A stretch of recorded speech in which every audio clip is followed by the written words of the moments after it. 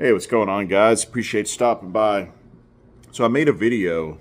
It was the last one that I uploaded that I was talking about grocery prices. No shock to anybody that prices have increased dramatically over the last several years, and they're still continuing to go up, although maybe at a little bit slower rate. And I was talking about whether is it truly inflation or is it greed? And just to summarize real quick, please go back and check the video out if you haven't. It's both. It's a large amount of inflation, but certainly we see grocery store companies that have had record profits, and I think that is largely due to they took advantage, and like many other businesses have taken advantage. So after I published the video, I thought about it. I didn't comment at all on what do people do about it. Obviously many people are experiencing this, and for the last several years, and they have made adjustments to their budget and to their diet, so that they can afford this higher priced food. But I thought it would be good to comment on just a few ideas, and then invite the community out there to comment down below and share what is it that you've done or you've seen people do, and maybe somebody will pick something up and it will help them out. So also, it makes it more difficult if you're into preparedness and you're trying to build a food storage stockpile, a food storage system.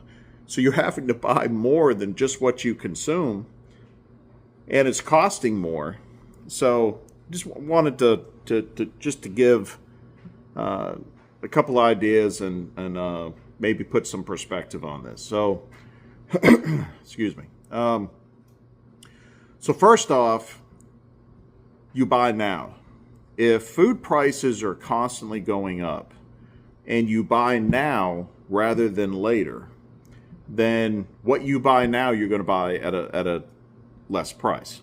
That's just common sense. So there's been many times, and it's not just food but many other items, that you go and you look and maybe it has a price tag on it.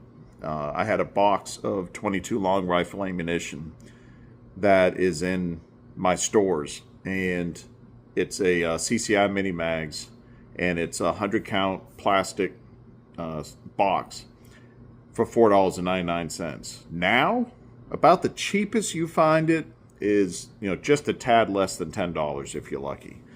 So if I'd have bought a whole bunch of it back then, I would have it now, and if I need to buy more, I wouldn't have to buy more because I bought it back then at the cheaper price. So bottom line is, anything that you stock up on now likely is going to save you money in the long run, because things just keep going up in price.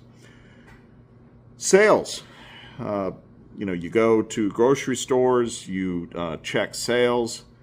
Now, I will tell you that compared to several years ago, the sales today often are BS. So I've seen it many, many times. And these is in some big name stores. They will mark an item up and then put it on sale.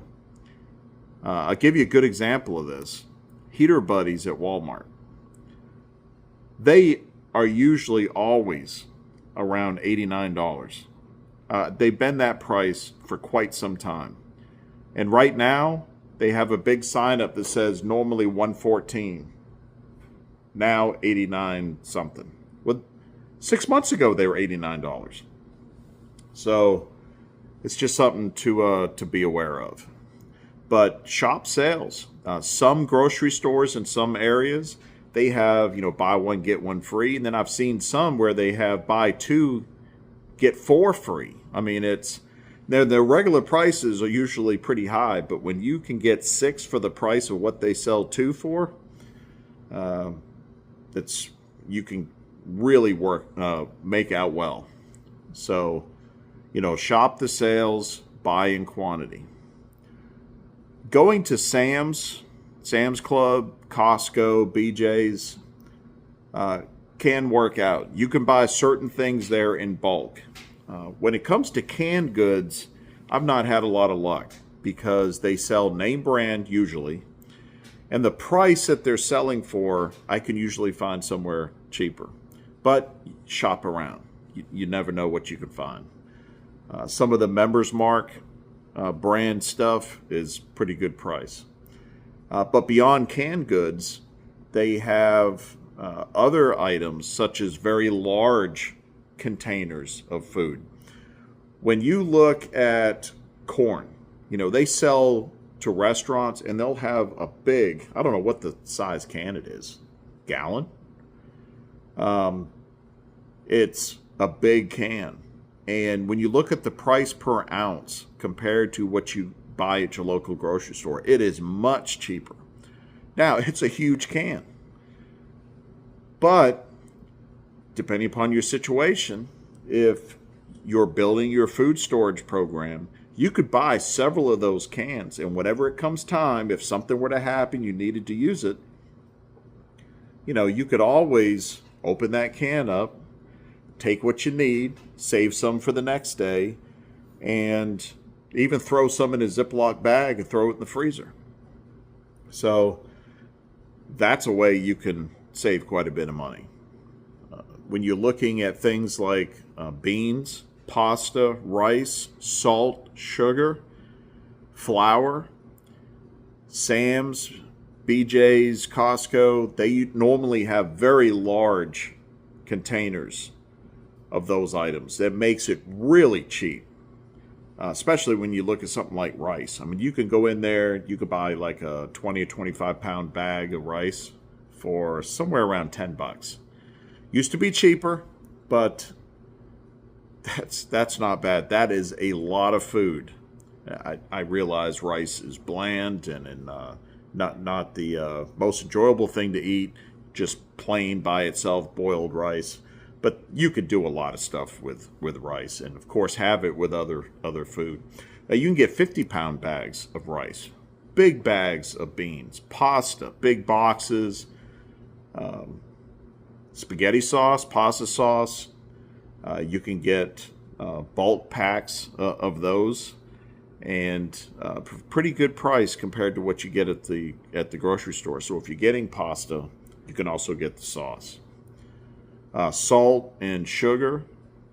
I know there's a big campaign that's anti-salt. You got to get salt out of your diet. But if something were to happen and you had to rely on what you grow, what you raise, and then supplementing that with some of what you've stored, you're going to want some salt. Sugar is another one. You can't grow it. At least most of us can't grow it. So, excuse me. And you could buy, again, 50-pound bags of sugar very inexpensively and put that back. You could divide it up into smaller containers in 1-gallon bags or something like that. Throw it in a good, secure tote, and you're good for sugar for quite some time. What else? Well, I just mentioned growing. Growing your own food. A pack of seeds is very inexpensive. So if you can garden and grow your own food, you can grow a lot of food in a small space and put some of that back. And it doesn't have to be that you're water bath canning or pressure canning. You can freeze. Freezing is a method of food preservation. And it seems like, it's kind of looked down upon because as soon as you mention freezing for food storage, they're like, well, what if the power goes out? What if there's an EMP? Well, what if there is? And what if there isn't? So if you have a generator, you have a solar system, if you put things in place so that you can keep that freezer, that refrigerator going, that's part of preparedness and preparing in case something like that happens. So I've got medium-sized chest freezer, and definitely looking to get another one because I think it's super valuable for keeping stuff long term. Another way, I think this will probably be it. I don't want to make this video too long, but another thing is seasonal items. A lot of times 4th of July, places will have hamburger on sale. You can go hamburgers and hot dogs. You can go load up on items that are on sale, things that you can keep. And like hamburger, again, you can freeze. You can vacuum pack it. You don't want to just buy a pack of hamburger and throw it in the freezer. You'll get freezer burn. But you can vacuum pack it with a good, thick bag and put a date on it and use it for months and getting it at a much cheaper price. Around Thanksgiving, same thing with turkeys.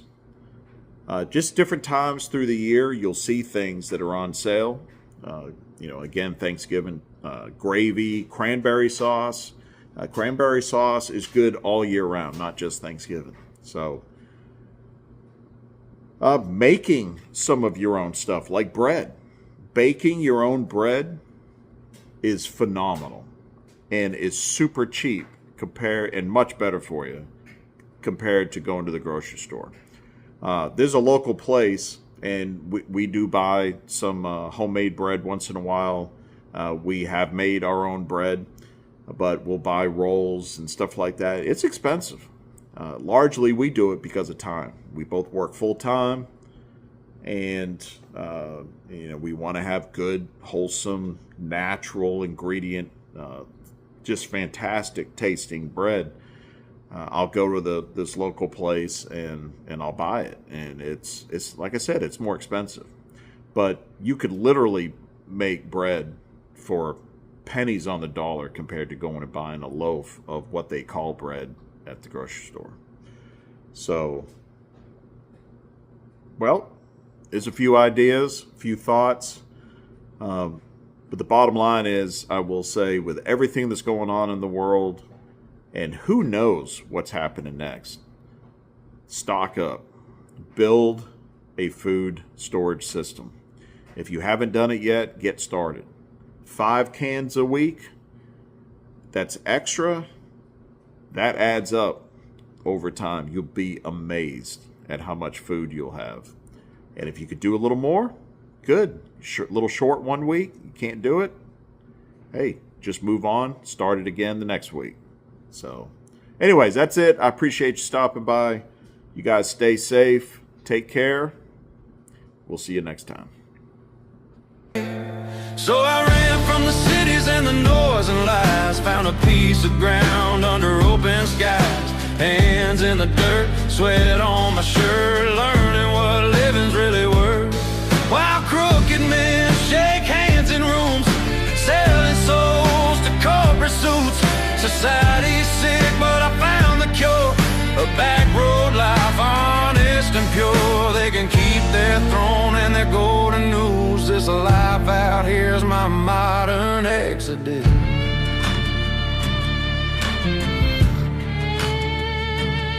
I traded screens for a sunrise, callous palms, blisters, pride.